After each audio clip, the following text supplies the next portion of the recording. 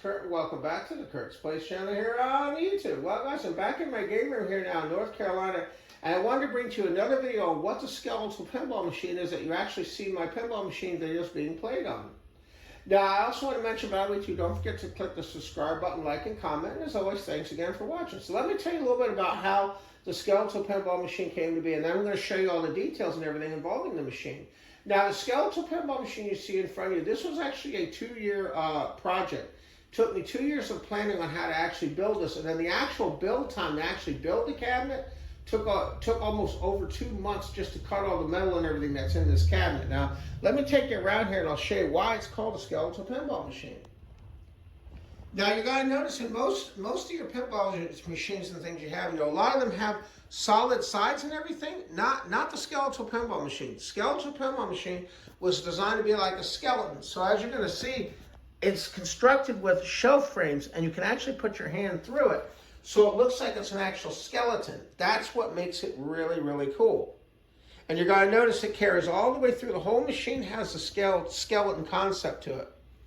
You're going to notice, see how it looks like the monitor is actually floating on the inside? That was actually designed that way to look like it's actually floating inside the glass. That's one of the things that was tremendously cool about this build, is how I actually built the frames and everything that this actually comes into. Even the back box, you're going to notice, even the back box looks like it's floating inside.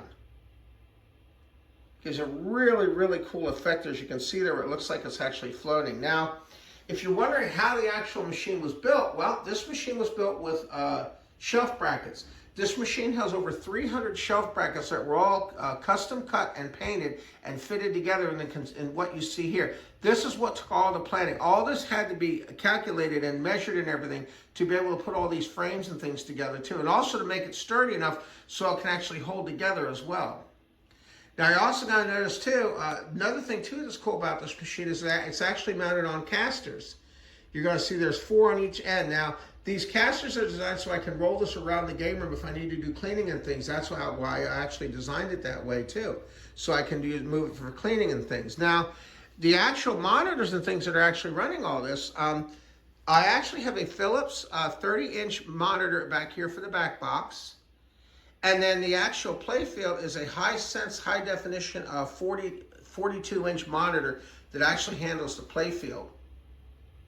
That does all the playfield images and things as well. And something really else cool to point out too is you're going to notice a control panel on this.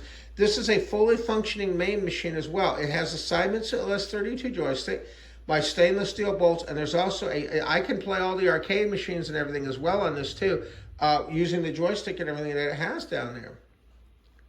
Now, to handle the computer and everything on here, now the computer's another thing that was upgraded.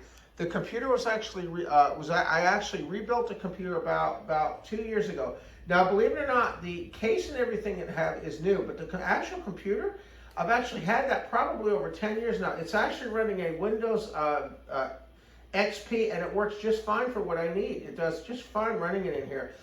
Inside the computer, there's a Radeon graphics card that has its own power supply and everything on the inside to be able to run all this. Now, keep in mind the actual build cost to actually build something like this.